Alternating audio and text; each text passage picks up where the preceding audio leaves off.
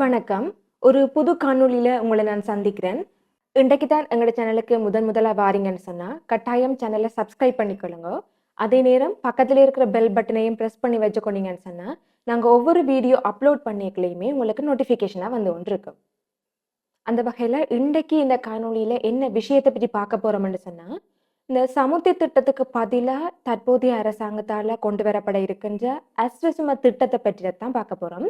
இந்த அஸ்வசும திட்டத்துல எந்தெந்த குடும்பங்கள் அல்லது எந்தெந்த பயனாளிகள் பயணப்பெற இருக்கினம், அந்த ஒவ்வொரு வகைக்குமே எவ்வளவு மாதாந்த கொடுப்பனவு வழங்க இருக்குது.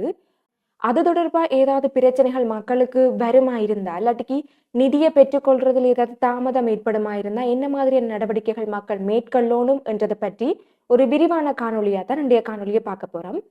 முழுமையா இந்த காணொளிய பாருங்கோ. நான் கஜந்தினி. எல்லாருக்குமே தெரிஞ்சிருக்கும், இந்த நாட்டுல இந்த அஸ்வஸ்ம திட்டத்துக்கு முன்னதா அதே மாதிரியான ஒரு திட்டமா இருந்தது சமுர்த்தி திட்டம். ஆனா அந்த சமுர்த்தி திட்டத்துல கடைநில மக்களுக்குமே அந்த உதவித்தொகைகள் மற்ற நலன்புரி திட்டங்கள் போய் சேர்ந்ததான்னு கேட்கல ஒரு கேள்வியாத்தான் இருக்குது.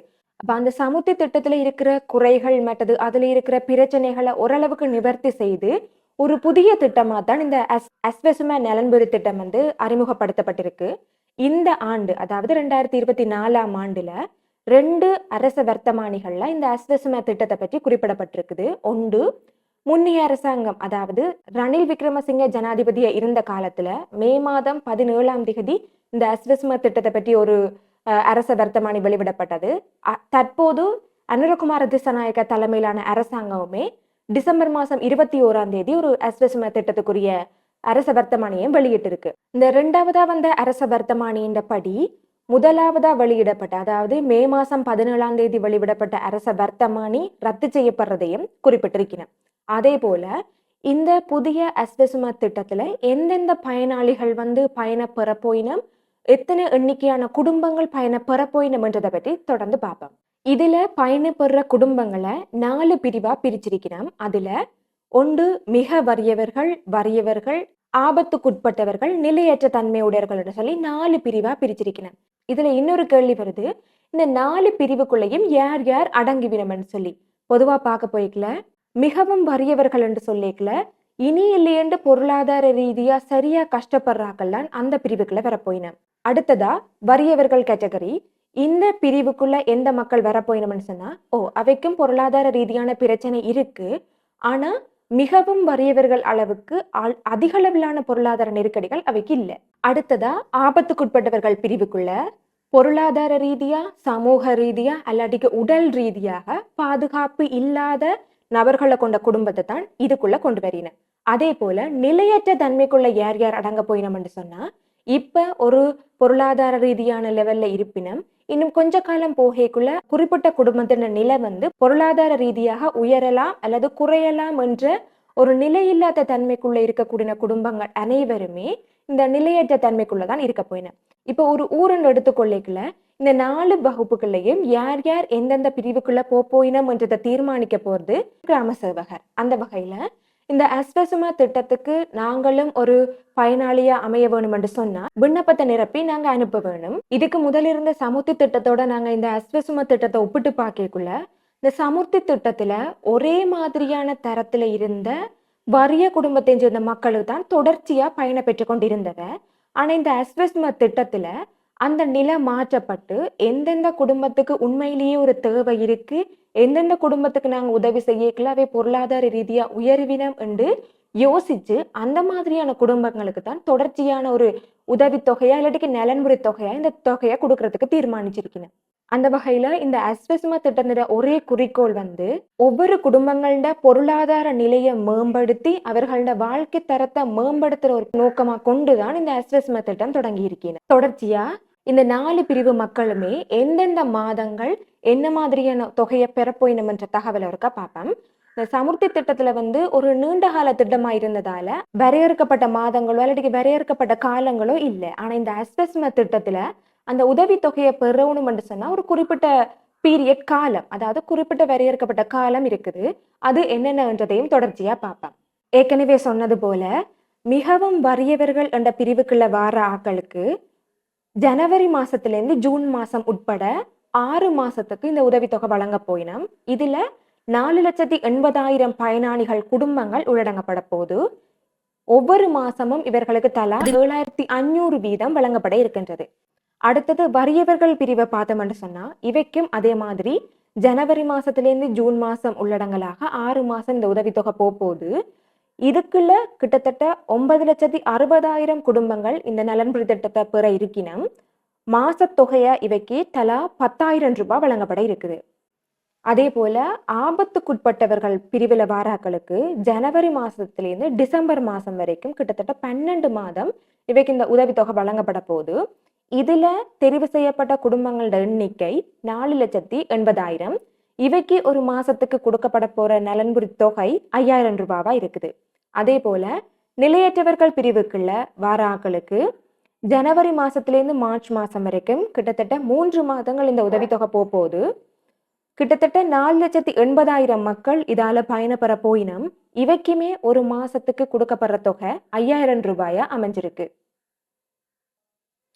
இதுல இன்னொரு விஷயத்த அடிக்கோட்டுட்டு காட்டியிருக்கிறோம். என்னன்னு சொன்னா ஒரு குடும்பத்துல 1 அல்லாட்டிக்கு 2 பயனாளிகள் தான் இருக்க போயினோம்னு சொன்னா இந்த உதவித்தொகை அரை மடங்காத்தான் அவைக்கு கிடைக்க பெறும் என்றதையுமே சொல்லியிருக்கிறேன்.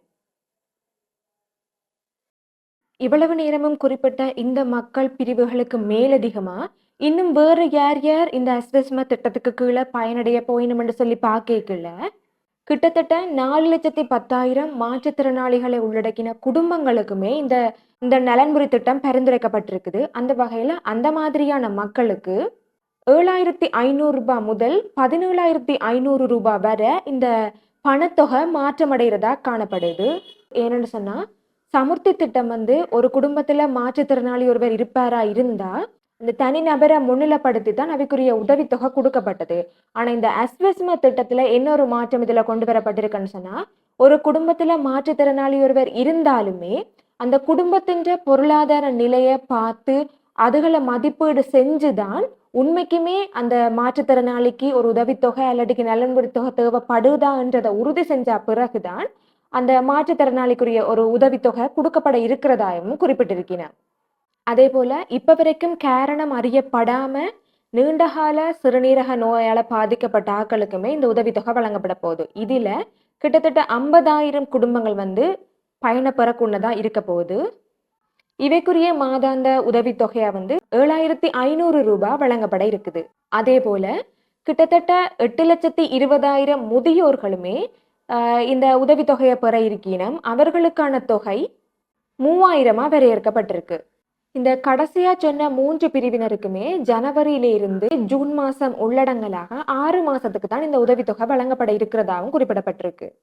இந்த காணொலியில குறிப்பிட்ட சகல பிரிவினருக்குமே இப்ப இந்த உதவித்தொகையை பெறுறதுல ஏதாவது காலதாமதம் ஏற்படுது அல்லாட்டிக்கு ஏதாவது பிரச்சனை இருக்குன்னு சொல்லி சொன்னா நீங்க மேல்முறையீடு செஞ்சு உங்களோட பிரச்சனைகளை இல்லாம செய்து இந்த உதவித்தொகையை தொடர்ந்து பெறக்கூடியதாகவும் இருக்கும்.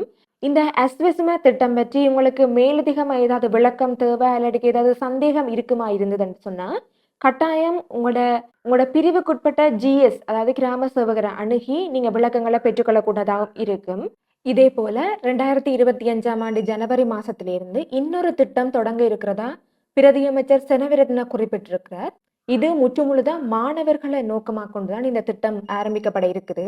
ஏனென்று சொன்னா சில மாணவர்கள் கட்டாய கல்வி வயசு பூர்த்தி செய்ய முன்னமே தங்களோட குடும்பத்தின் பொருளாதார நிலை பணப்பற்றாக்குறை காரணமாக இந்த கல்வியை இடையிலேயே நிப்பாற்றுறதால அந்த மாணவர்களின் எதிர்காலத்தை கருத்துல கொண்டு இந்த திட்டம் உருவாக்கப்பட்டிருக்கிறதா சொல்லப்படுது. அந்த வகையில கிட்டத்தட்ட 2,5 லட்சம் மாணவர்கள் இந்த உதவித்தொகையை பெறக்கூடியவர்களா இருக்க போயினும் இந்த திட்டத்துக்காக கிட்டத்தட்ட 6,500 மில்லியன் ரூபாய் ஒதுக்கப்பட்டிருக்கிறதாகவும் தெரிவிக்கப்படுது. பொதுவா இந்த திட்டத்துக்கு கீழே எந்த வகையான மாணவர்கள் உள்ளடக்கப்பட போயினோம்னு சொல்லி பார்க்கக்குள்ள அஸ்வஸ்ம திட்டத்துக்கு கீழே இருக்கிற குடும்பங்கள்ட உண்மைக்குமே அந்த மாணவர்களுக்கு மேலதிகமா ஒரு உதவித்தொகை தேவை என்ற மாணவர்களுக்கும் சாதாரணமா பெற்றோர்கள் இல்லாம அனாதையாக இருக்கிற பிள்ளைகளுக்கும் அதே போல சில நிறுவனங்களோட பராமரிப்பில் இருக்கிற பிள்ளைகளுக்கும் தான் இந்த உதவித்தொகை வழங்கப்பட இருக்கிறது. இந்த திட்டத்துல தெரிவு செய்யப்படுற மாணவர்களுக்கு வந்து மாதாந்த ஒரு உதவித்தொகையா ரூபாய் 6,000 அளவுல வழங்குறதுக்கு திட்டமிடப்பட்டிருக்கிறேன். ஏனென்று சொன்னா ஒவ்வொரு மாசமுமே ஒரு கல்வியை முன்னெடுத்து செல்றதுக்கு தேவையான அடிப்படை தேவைகளை அல்லாட்டிக்கு அடிப்படை பொருட்களை வாங்குறதுக்கு தான் இந்த 6,000 உதவித்தொகையை வழங்குறதா சொல்லியிருக்கிறேன்.